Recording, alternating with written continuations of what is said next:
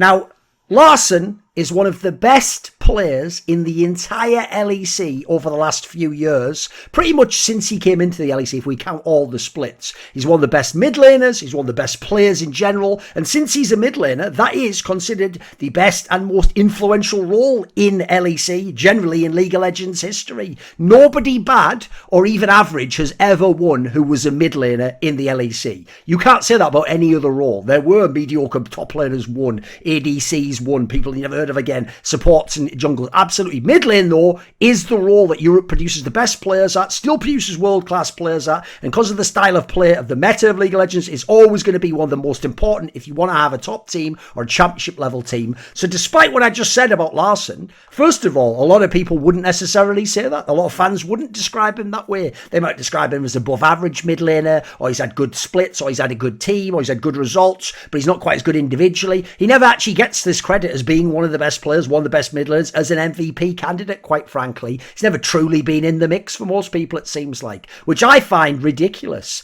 because as you can see, this is obviously not just a normal Thorin Start. It's one of my narrative mechanic where I go in and I show you some stuff in the wikis and I give you my kind of tweak on the narrative. If we just start even with this split, this basically defines Larson's career, except the distinction is this is the split out of the last 5, including this one, that actually is the only time he shouldn't probably be an MVP candidate or can't be the best or second best or third best mid laner. And actually, this might be the one time I think the All-Pro team got it right, in spite of how good his team was. So I actually think this is the exception that proves the rule that usually he's mega underappreciated. He's the most slept-on player, I think, ever to enter European League of Legends, because even people like the Froggans of the world and the PoEs, they got their shine in the early days and were considered top players. Just later people hated on them, or when they were in teams that weren't as good. I've never seen a player accomplish the things Larson has and have the body of work and eye test Larson has consistently split after split through different metas, teammate style, eras of teams. It doesn't matter.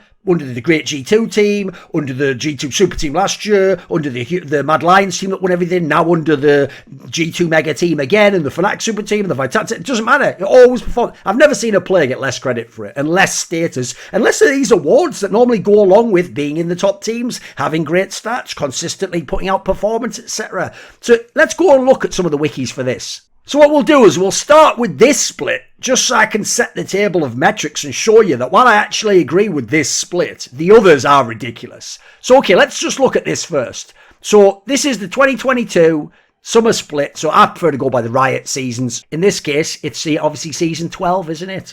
Or you can say 2022 summer. So season 12 summer, as you can see, Rogue finished in 3rd place.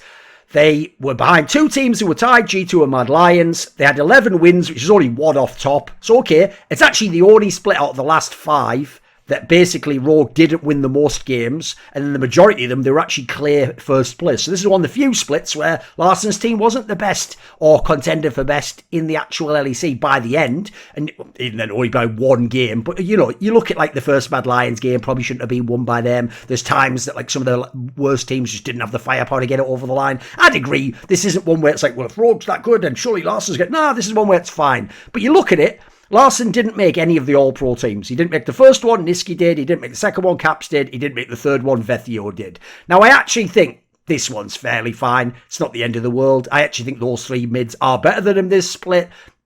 Even the Niski one as well. I think this wasn't the greatest split for Larson. I think he would have like good games, then he'd have like a bad game, and often they'd be in the same week. And he had some pretty bad games, actually some of his worst games ever in his career this split, I think. But he also had a couple of very good games in the middle to first part of the split. Some Smurf games on certain champions, Azir, etc. Obviously, it's classic on Victor anytime he can get it. So I think this split's fine. But one thing I will note, and this is a trend you'll see elsewhere, is despite Larson coming nowhere near this, 3 of his teammates got on. Comp is on the second team as the ADC, and then Odoamne and Trimby are on the third team. So there's another interesting trend I want you to note, which is as we go through all the splits, tons of his teammates are up there, his team's at the top. So essentially the message that LEC, its talent, its experts and its players are sending the world about Larson is actually he's carried. He's just some basic bitch mid lane who's just playing Orianna. Anyone could do it, or any mid-table player could do it. And it's all the other players. It's Odoamne, that's the reason he's good. It's Trimby, that's the reason he's good. It's Hansama, it's Inspired. You'll see as we go through the splits. So this just sets the table how it's going to be every split, whether he's good or bad. Because this is the one where at least I'd say there was some down period, unless you want to go back to obviously before summer 2020, like spring 2020 when they were just coming up, or before that. I think when you talk about the 5 splits I'm talking about, this is the worst one. This is the one where it's actually reasonable. So let's go to the next one then, shall we? This is the interesting part for me. Now, what I will say, by the way, very quickly about this split, though, is even though he's not top 3, how many of the other years when someone's team is top 3 do they automatically get one of these All-Pro? I've seen it year after year after year, split after split after split. Sometimes when they don't deserve it at all, and sometimes they get like the Broxes of the world, they get in the top 3 All-LEC places just because their team's top 3, whether they are from the eye test at all. So quite frankly, Larson will always be a player with a lack of appreciation, in my opinion. I think he's a guy who has to win to get any credit. And what I mean by that is other people can just show the eye test, other people can show in their team in the context that they're amazing. They don't have to be in the top team in the league. I think he has to be in the top team in the league and he actually has to win the title. And then people will finally start to give him some credit. Otherwise, they're always going to take the flashier players, the ones with the cooler storyline, the ones that the eye test just shows you like, wow, look at this ballsy player. Caps, humanoid. They're always going to pick these players over him. There's a classic story that was told on an episode, I think of State of the Game or something way back in the day in StarCraft 2. And I forget if it was Idra or Artosis. I think it was Artosis, but part of me says it could be Idra, where they once told a story where they contrasted the two great early players in StarCraft in terms of the like bourgeois players, which were of course Boxer, the last emperor, or the Emperor of Terran rather, the last emperor was Fedor, and then Nada, whatever, the genius Terran, whatever you want to call him, just basically like one of the best all-around players to ever play any esports game ever. Now what people won't know is that Nada is the greater player. Nada won more. Nada was at the top for longer. Nada had longevity as an elite / tier 1 player for much longer. In almost every respect, Nada is better, except beyond maybe just raw creativity or like crazy things or fun storyline or something, or personality or something. A lot of intangible things you notice. So as a result, the problem is though, Boxer would have been legend if he'd have won half as much, and in fact probably is exaggerated how good he was at the end of StarCraft Brood War and RTS, whereas Nada actually is a true GOAT contender in any game in esports, but doesn't always, I mean, critical acclaim he has, but isn't as famous as Boxer and wouldn't be in esports Hall of Fames as soon as Boxer. I can tell you that straight up. Like, why? Because his style of play wasn't necessarily as sexy, or his personality wasn't as interesting, his storyline wasn't as compelling, he didn't know how to talk to the cameras the same way, and people loved Boxer, so they chose Boxer over Nada, and Nada had to do it the old-fashioned way and take it from Boxer, take those trophies, take those championships, those number ones, and then they can't deny it. To some degree, people have to give you your shine, and that, quite frankly, I think is going to be what's going to happen to Larson. When he finally does win in Rogue, then people will tell you they always thought he was great, and actually will say, oh, that's weird, he never was making his All-LEC Pro teams. It's a bit like when Jankos hadn't made any finals in LEC. It's a bit like when Oduamne was on the lower half teams. People can't see with the eye test how good these guys are, so they don't get the credit. Quite frankly, upset when he was on some of the bad teams. You could tell he was world class. These people, like, he's not even a top player in the LEC. So I think that's going to be the path of Larson, and he will be ignored, except by people like me and videos like this. So then if we go to, what we'll do is we'll just go each split backwards in time instead of going forwards, because you'll forget it otherwise. You'll be able to remember easy if I jog your memory this way around. So if we go now, let's go to last split, the spring split of season 12. So obviously this was the one where Rogue finished in first place. They won 14 games. That is the most wins. They're ahead by 1 game of the Fnatic Super Team, which, by the way, on paper everyone was saying should win the league. One of the best off-season jobs ever. Meanwhile, Rogue, what happened with Rogue? Well, they'd actually lost the MVP of the league, Inspired. They lost one of the best Western players. People said there was the best Western ADC, Hans Sama. Despite losing that, they win the most games again. It's almost like there's someone in that mid lane who always does his job. We'll get to that. So, okay, here you go. Not only, by the way, were they insane like that, but here's a detail for you. Go down to here. They were never for a single week below top 2. In fact, if you actually look, bear in mind they were tied here, Rogue was in first place every single week of that split. Now, then you go, look at this. Larson has the 3rd most player of the game awards. He won 4.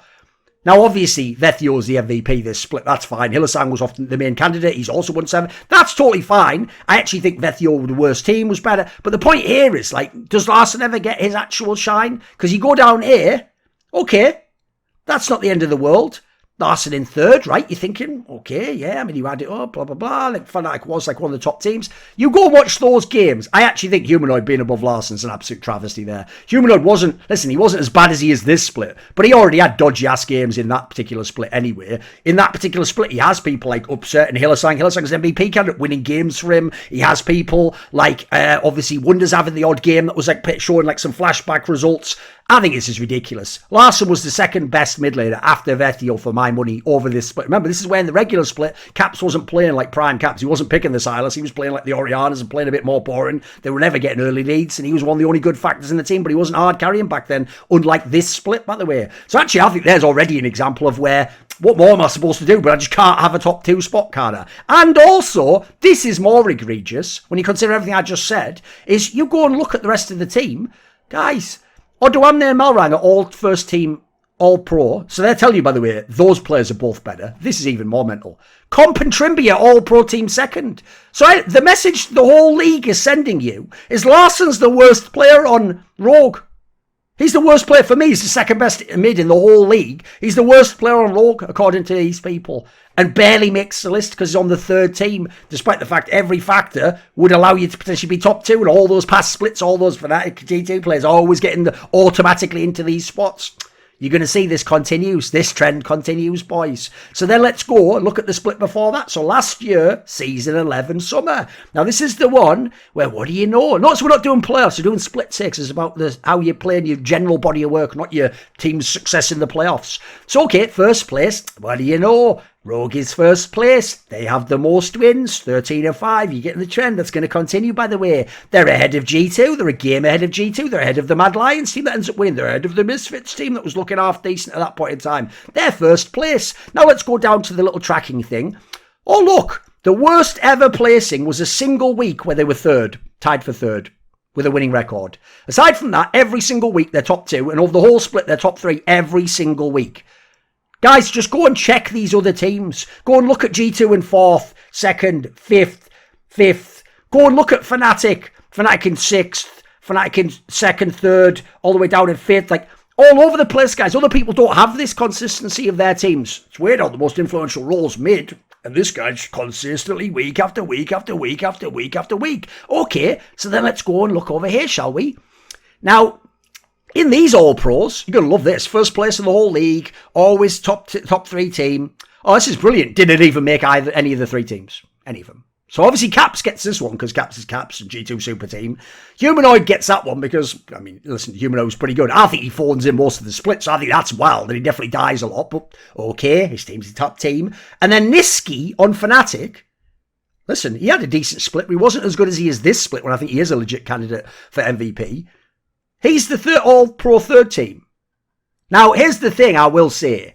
Eye test-wise, I do think, actually, that, like, this was a split also where Larson had a few games early in the split that weren't as good. But I also thought he had some Smurf games this split that were mega. When I actually did my interview with Larson, he even says he thinks in this split he played some of his best ever League of Legends. And again, what about the teammates? Oh, All-Pro first team, Odoamne and Inspired. Inspired even was the MVP of the league. Then you go Hansama, second team All-Pro, ADC. No Larson anywhere. So again, they're telling you 3 teammates are better than Larson at their roles and overall over in the league, seemingly. And also, by the way, since the coaching staff of Rogues won the coaching staff loads of times, they're also telling you just the coaching staff. The coaching staff's better. Meanwhile, Larson's the only through line. But let's keep going, shall we? So then we go to the previous split, season 11 spring. This was one, if you remember, where Southmere was on Fnatic still, and they hadn't made the whole Bwipo swap. And so it was that really weird one where you had like the team there with Niski, Upset Hylissang, Bwipo was in the top late this time. Now, okay, let's go and have a look, shall we? Whereabouts my old mate Larson? Oh, what's that? Only tied for first place in the league. Now lost the tiebreaker in terms of direct head-to-head to G2, but won, tied for the most games. 14 wins, a phenomenal amount of games to win, by the way. Again, let's go and look over the week. Oh, what's that? Never dropped below top 2. And in fact, it's only the last 2 weeks where you were even ranked second. Otherwise, you're always tied for first. It's weird how this team's so consistent, isn't it, guys? And we'll get to some of the factors later, right? So then we go down to the All-Pro, shall we? Let's go and have a look. Oh, he's made All-Pro second team. Oh, that's nice. Along with 3 of his other teammates who also made it. So let's just have a look at this. Caps is ahead of him for All-Pro. I don't necessarily even hate that, but I think actually he certainly was a candidate for MVP in this split, in my opinion, was Larson.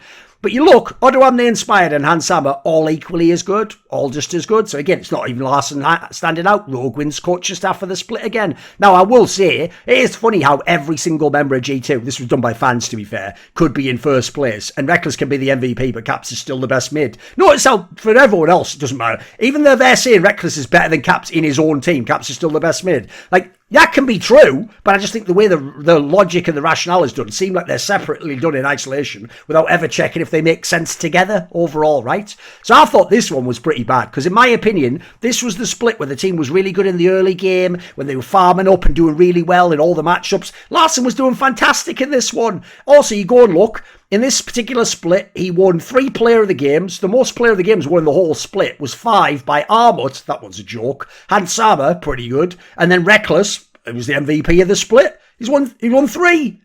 Can't even get a sniff at being potentially an MVP though, right? Then let's go to it. The last of our splits. The last one where Rogue was really good, the first one in this context where they ever got really good was in the summer of 2020, so season 10. And obviously this is the one where they're in first place again. What do you know, guys? Some sort of a recurring trend here. In first, not only in first, because they're in first, the most wins, this time 13-5. A fantastic amount of games to win again. Let's go down here. What's that? They're never outside of the top 2. And in fact, there's only a single week of the entire split, week 3, where they're in second. Aside from that, they're in first place the entire time. They're either tied for first and they end the split in first place. It's okay. Again, a fabulous split by the team there. Everything's going awesome, right? What's there to complain about? Then you go to the All-Pro teams. He makes the second All-Pro team. That's pretty good. He's behind Caps. Okay, that's fair. Actually, I think Caps was pretty smurf this split. He was fucking unreal, if you remember. He even carried the shit out of the finals, if you remember. Then you go and look, though. As usual, can never just be Larson. He's got 3 of his teammates at the same exact level. By the way, Larson is pretty much never the only Rogue member on all these All-Pro teams, and he's never the highest. There's always someone higher or equal to him. In fact, many times people higher than him. So again, the league's just sending the message, Larson, least important, least impactful, least influential member of Rogue. I don't get it, because this split especially, I think this one, I would have given him the MVP for this split. Right, look, he has 6 Player of the Game awards. Now, Caps has the most, and he has 8, and he smurfed the split.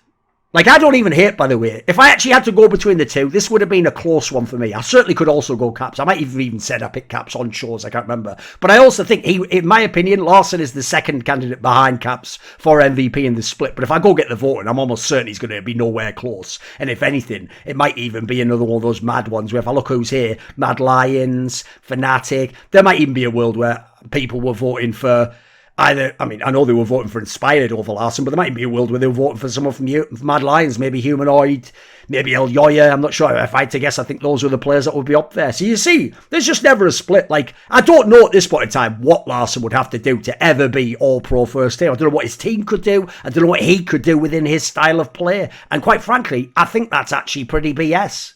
Because the problem is, even though I like to judge off the eye test only, and you can be in the worst team in the league and still be the best player in my opinion, as Alfari and maybe Upset showed in season 10 summer, this last split I was talking about actually. The problem is most people don't do that. Most people use narratives and use team results and use results-based analysis, and yet when it comes to Larson, they don't. They just don't like him. They don't like his style of play. They don't like his personality. They don't like his story. And they just prefer other people and seemingly their story and their narrative. And that means that Larson's just never even considered. It's not that he has to win. He doesn't have to win MVP for a single one of these splits. He doesn't have to be all first team for any of these splits. But he doesn't even seem like he's truly usually considered. He's always a clear second, not even in the MVP race. And sometimes doesn't even make the All-LEC team, despite his team having fabulous success. They have the most regular season wins over the last 5 splits of any org. G2 and Fnatic were in the league, you know. They have the most wins in individual splits in 4 of the last 5 splits. In 3 of those 4, they were in first place alone with the most wins. And the single one out of the last 5 splits that they didn't come in first place with the most wins was this split. They were second and they were only 1 game behind. Then you consider, over the last 5 splits, there was a single week ever when Rogue wasn't ranked top 3. It was the opening week of this split on the Super Week where they just had a bad opener. Rogue is already one of the best orgs in the regular season ever in the history of the LEC/EU LCS. They would genuinely, if you go and look, they'd probably be like third all time if I had to guess by like win rate or something. It's going to be after G2 Fnatic. Like, they're going to be right up there. Obviously, Mad Lions has won championships there in the X2, but like this is another org that's really up there. Remember, Larson plays mid. This is Europe, boys. As a tangent, this region is about creating elite mid laners who not only become the best in the West, but then can compete with the best Asian teams. And as a result, pretty much always, the winner of the region has an elite mid laner. Bad players, average players do not win as mid laners in Europe. That's why I made that famous comment that if Fnatic had ever won, in my opinion, he was one of the reasons they didn't win. I actually think that Nemesis would have been the worst mid laner to win LEC/EU LCS because the other candidates were like Febevan, who was in his prime at the time in Fnatic in Season 5. Humanoid himself later went on to win. And then what? Like after that, what? Who are we even talking about? Because aside from that, some pretty banger names that have won the LEC, right? So I think you look at it overall, this is a guy that absolutely has done a fabulous job from the most important position. So here's the question. If Larson was never the best mid, was never truly in contention for the best mid, was never one of the best players in LEC or in contention for MVP, why does this team just consistently win games at a rate no other team in the league does? No other org does? Because here's the problem as well. You can't tell me they just built a team especially around him. They didn't. We've actually got the A/B testing in his team to show that isn't even the case. That isn't what we could do with certain other players. Like, his team's completely flipped their playing style a bunch of times. In Season 10 summer, when they were at the top of the league, they were the scaling team, with playing Oriana all the time. Then in Season 11 spring, he's now a player who can play Lucian, and they're an early game team. And now, you'd say, like, this year, in Season 12, they're more of the early game plus mid-macro. And also, not only has he played all those different styles and been in an elite team in the league and been one of the best players himself consistently, but he is the only through line through these 5 splits of any of the players. He started out with Finn as his top laner, was first in the league. Then he had Odo on there, first in the league. He had Hans Sammer as his AD carry, first in the league. Now he's had Comp, he's been first in the league. He's had Vander, a veteran player, as his support player and being first in the league. And he's had Trimby as his support player and being first in the league. He's had Inspired as his jungler, being first in the league. And he's had Malrang as his jungler, being first in the league. The only consistent factor, the only player who doesn't get swapped out is Larson. And they're always the best team. Then consider this. He's worked with all kinds of teammates. Think of those names I'm mentioning. Odoamne, one of the great weak side players. And Finn, a guy who can seemingly only play carry side. And they're totally different, but they all found some of their best ever success playing with Larson. How about Malrang, a psycho early game jungler with crazy pathing who'll take risks, and Inspired, probably the best pathing jungler who takes the least risks and controls the game. Both of them having fabulous success with best in their career, with Larson as their mid laner. Totally different styles of play, just like the top laners. Then you go for the ADCs. Hansam and Comp are actually fairly similar ADCs, but totally different personalities, ways of communicating. Doesn't matter. Still having some of their best ever career play with Larson. By the way, how's Hansama doing now he's not with Larson? Weird how that works, isn't it? Then how's Comp doing in Vitality? Oh, how about Trimby and Vander? They're pretty different players overall. Both looked fabulous when playing with Larson. Both in great position. Both top of the league. Like, mate, this guy, he must just be the luckiest guy of all time according to haters. He must just trip over and accidentally win loads of games again from the hardest position in the game to dominate from, by the way. Now, part of the reason I think that Larson is lacking appreciation, won't be appreciated, is unappreciated. Look, it starts with his style. Like, as a mid laner, his strengths are farming and laning, and then when he gets to a team fight with items, fighting. Now, the problem with farming and laning is, to a lot of fans, they're boring. Secondly, we're watching pro view, so you can't watch all the laning phase anyway, so you're not always going to notice how many ganks did they get, how much jungle attention, did they play well, was this an individual kill, was he head in CS, was the comp just good, did they have priority? You're not going to notice a lot of those things. So if those are your strengths, and you are a Froggen, Power of Evil, Chovy, Larson, you're actually in sort of a bad spot, mate. Whereas instead, if you are an Ischia Caps, you do some sort of a roam, some crazy play, some like flashy shit, then yeah, you're going to get all the attention. And Vethio, these are the guys, it's obvious they're going to get the attention. So I think the problem is the style of being a laner on majors like Larson. It's just considered boring by a lot of fans, not flashy. And I think there's too much nuance there. I think you have to be an expert at the game or a top player to really see what they're doing is brilliant and why they're so good. Quite frankly, Prebz will always prefer aggro roamers and people who go for solo kills, who play the aggressive and often like the AD/melee champions at this role. Also, his style, in terms of like his mentality to his skill set and how he plays the mage role, like a lot of them, he is more of a defensive/a counter puncher. Now, true, sometimes that can make it look like, oh, is he scared to pull the trigger? He's not going to make a ballsy play. But that's also a very hard style to play. It's like being a defensive chess player. You have to know everything inside and out about what the opponent's doing and how to maintain your style and what your identity is. You can't be willy-nilly, because essentially you can bend but not break. If they get you in one way, you break entirely. This style's harder than people realise. I know, obviously, if you're on a bad team and then lower down, you could do this and not get noticed and just like lose games and not look as bad. But also, if your team's winning games, it means that you are going to have to consistently be able to perform in this particular way. And it's a great way to build a team, to be consistently good. That's why when these players are at their peak, they're always near the top of the league, and you know exactly how the style's going to work out, and you can get to those team fights. They know what they're going to get from their mid laner and rogue, no matter who the players around him are. He is a super consistent player, by the way.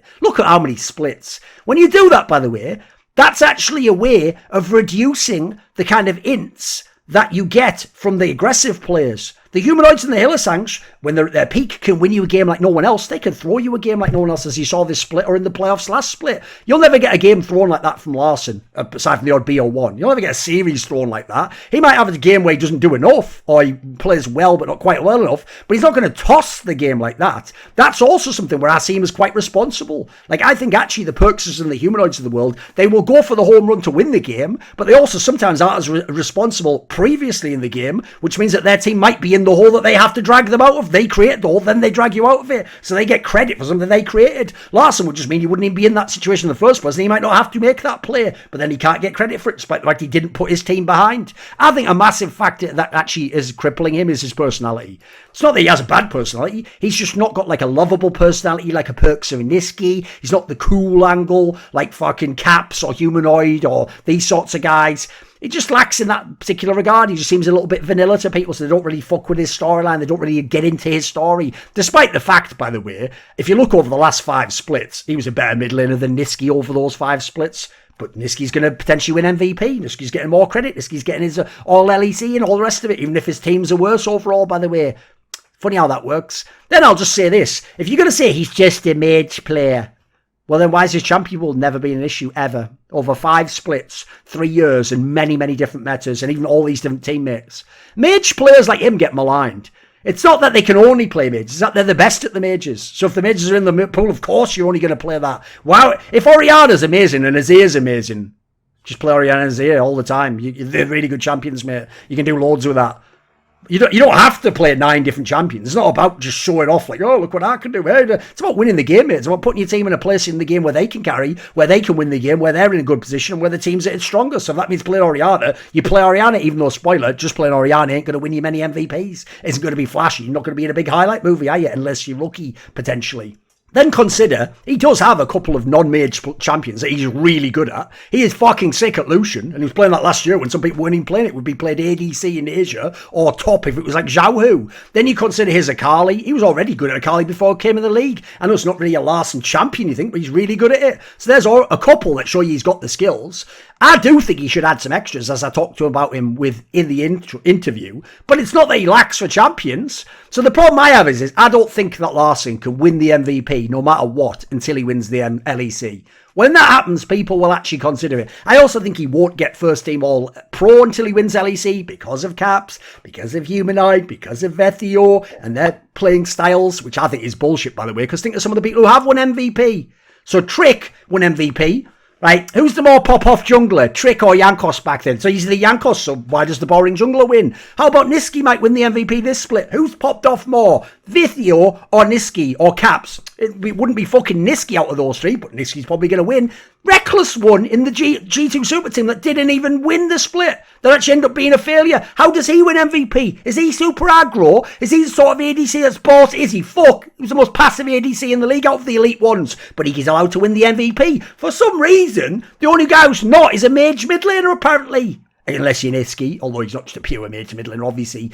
This is what I find just nonsense. It's funny how if you're a jungle like Inspired, you can be boring and not be the pop-off guy or Trick or something. You can win the MVP. But you can't be Larson and farm and be really good on Orianna, win team fights and be the MVP. Who knows why? Because if you don't know, even though they did change the method of how you vote for this, over in Korea, the Korean equivalent to Larson would be BDD, classically from Gen G, right? This guy's won like the most MVPs in league history because that style's so consistent. It's brilliant for letting your team know what you're going to do, for consistently placing highly, for winning player of the game type awards, and then as a result, for being on the best team in the best role, you get to be the MVP. This is what's wild, is the way that people are analysing it. It's almost like they have something against Larson. I mean, I'll get to it later with this device example, but in CSGO, the joke is, Larson would be getting actually overrated. He would be getting the first team All-Pro, and he would probably win MVP a whole bunch of times because he was on the best team in the regular split. Now, I do think there is room for improvement. I'm not acting like Larson is complete or he's clearly better than Caps or whatever the fuck. Like, first of all, the key area I think he fails in is obviously killer instinct. Yes, it was cool when he had those Silas games and the mentality to have them, or to go to Lucian in that season 10 summer split. Yeah, when he's comebacks where you change up your champion pool, you get ballsy and aggressive. Also, they've won quite a lot of low bracket series that were epic against the Mad Lions and the G2s of the world. People don't always give them credit for. He's beaten some very good teams in playoff series for someone who's supposed to be a choke. It's mainly the last games that they choke in. So that's part of the issue. Then, just from talking to him and also trying to give him info, I will say he is working on that killer instinct aspect and trying not to be someone who has choking issues or tries to consider what could be going wrong with his game. He's trying to level up in that regard, and very few players in history really do take that on board and actually seem like they care. Like for me, that was a big pivotal moment when he swapped up his champion pool partway through when they were 0-2 against Fnatic in the spring split playoffs. That's not something the old Larson would do. So I do think he's improving. I do think he's changing. I think he's working on this area, and that's very exciting. Like, I even think some of the things he said in the interview, like he gets angry and he loses, even just like a silly loss to SK in a BO1. Like, also, as much as it might seem like he wasn't a great interview subject, the fact he was willing to push back on narratives, or he can disagree and have his own opinion, that's really good. You want players like that to not kowtow to public opinion or go, better play this champion so people think I'm good. You want them to stick to their strengths and do what they think's right and make the correct decision according to them. The one area I think he's very different to Froggen, who's obviously the player stylistically I contrast him with, is Froggen was a much more clutch player in my opinion. I think that's actually even an underrated aspect of Froggen's play. He very rarely ever choked, and one of the few times he did, like in season 5, spoiler, he had girl problems at the time. That was the only year that was the case as well. You go back in season 2, he's one of the best players in the world, almost won an OGN for fuck's sake. Season 3, he was one game away from getting an absolutely busted up EG team to Worlds, and even smurfed in the series they lost to Fnatic that summer. In season 4, they could have won the spring split and he did great against Fnatic, but the team lost. In season 4 summer, they just beat everyone 3-1 and won, and he should have been the MVP that split as well. Then he went to Worlds and did great prior to the Kaboom match. Like, he was almost perfect game to the Korean team twice and beat Cloud9 once. Season 8, he played in that EU Masters team against all the next generation talents. Looked great by the end of the tournament, was smurfing on him. Season 9 in spring, he was mega on GGS, and even summer, they were in position to potentially do a playoff run and maybe even be the team that could have potentially competed for that last world spot. So, mega underrated clutch player. Then you look for, I also think if he wants to improve his champion pool, that would be an area to improve Larson. Because even though generally he's always got the strong picks and they stick to the meta picks, I do think if you're a mage mid laner, a strength can be niche picks people don't play. That way, either matchup wise they don't play, you build differently, you have different runes like a Power of Evil, or you even just play the picks that no one else plays. Like if you play a Karthus and a Vel'Koz and these champions in the right matchups, they're never going to have played against that, or certainly not one as good as you, and that can be mega impactful. No one else knows how to play against that. Your team's going to have this big edge. They just haven't explored that yet within Rogue. They've stuck within their wheelhouse of the things they think are the best in the meta and tried to be the best at those. I also think, even though I would only suggest a little bit, sprinkle in a little trash talk. Make a few comments. Well, since people say I'm not even top 3 mid, I'm going to show it in playoffs by finishing top 2 in the playoffs. It's that sort of thing. A little bit of needling at that could be good. It could also keep people aware that you're not appreciated properly. If you do it too far, like obviously the problem is if you say like upset style, like I'm too good not to win, it will be used against you. But then again, if you win in the end, it'll also look fucking amazing, right? It'll pay off like a motherfucker. So all I'll say is this. When you're thinking back, that Thorin Larson isn't that good of it. All right, how about this? Last 5 splits, so this split and the last 4 before, combined, who were the best mid laners in EU LCS / even if they played LCS, we can count that. The only one I can see who's better is Caps. That's it. And by the way, his teams weren't, in terms of like the regular season. Was Humanoid? Not over the last 5, no. Niski? No, he had times it was just all right. Perks, he obviously had some dodgy splits in NA. Abedage, he hasn't even looked that good in NA the last couple, mate. And in Europe, he was hit and miss, this and that. Nukedoc, no way. Vethio, not yet. He hasn't played enough splits. Certainly had a few that were fucking insane the last 3 in a row. But then before that, he was just a rookie. Nemesis, hell no. Even though his team actually was much better in terms of like chances to win and overall talent, in my opinion. So you look over the last 5 splits, the second best mid laner, which is the most important role and the most influential in Europe, the second best mid laner in the LEC over the last 5 splits is Larson of Rogue. And he can never, ever get appreciation as an elite player. It's talked about like he's carried. The awards go to the other people. It doesn't matter that his team's number 1. That's why, I alluded to this earlier, he actually reminds me of a CSGO analog. And this is the player Device, the great Danish AWPer. So similarly, that's considered like the carry role. The best player ideally would be your AWPer. And then the best AWPer on the best team should be the best player in the world in theory. Like a simple. In this case, Device could have been at one point in time. You actually could argue in 2015 he was in TSM.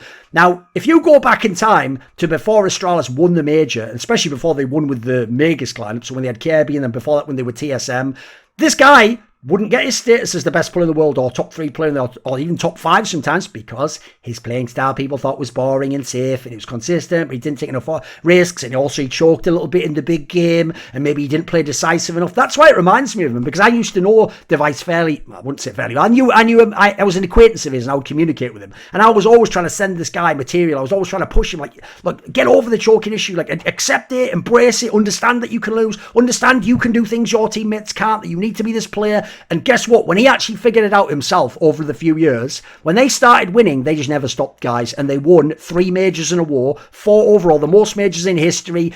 That's what I want to see from Larson. That's what I'm interested in. I'm always fascinated by people who clearly have the talent to do it. They're this close, but something's holding them back. And if it's a fatal flaw like being a choker, it's going to make you look half as good as you are when it matters. And so fans are always going to be, you're not that good. But if you ever get rid of it like Device did, Device became one of the most clutch players. Device became a multiple-time major MVP and won the most, until recently, the most MVPs in the history of CS, because he was the best player in the best role on the best team. And that is potentially what can happen to Larson if Rogue continues like they do, and if he continues his career at such an elite level. What's interesting is what they did with Device is they focused on what he wasn't and ignored what he was. So they said, you're not clutch, you're not a winner, you're not flashy. They ignored that he was a fabulous player in every other game except the big game, that he was a guy who hadn't won, but he was always putting himself in winning positions. They ignored that he wasn't as flashy, but he was mega consistent, and he would never have the same downs as some of the other big superstars in the game. When they ignore what you are, then they can say you're shit. When they look at what you have, though, and compare it with the others and see how effective it is, then they have to give you your credit.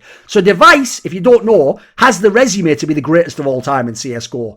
I think one day Larson will be activated to a degree that suddenly everyone, when he wins the LEC, will retcon it that he was always one of the best. He was always better than Nemesis. He maybe even was better than Humanoid and Niski. And of course, it was up there with him and Caps and Perks. And these are the great players of all time, because I do think he will be remembered as one of the best players to ever play in the mid lane in the West, and one of the best LEC players ever. It's just he's going to have to get his credit in the future by forcing his way in. This video was kindly supported by Kill Your Inner Loser, Ahmed Hadjou, Matt Pugnatio Rajcula, Paul Villa, Travis Goff, Adam Ochs, Animosity, Bot Pounder 420, Hades, Jensen Goh, Kovacevicd, Pacy, Tobias Bernasconi, Tosh, Torin, and as always, special thanks goes out to Jerky's Minion.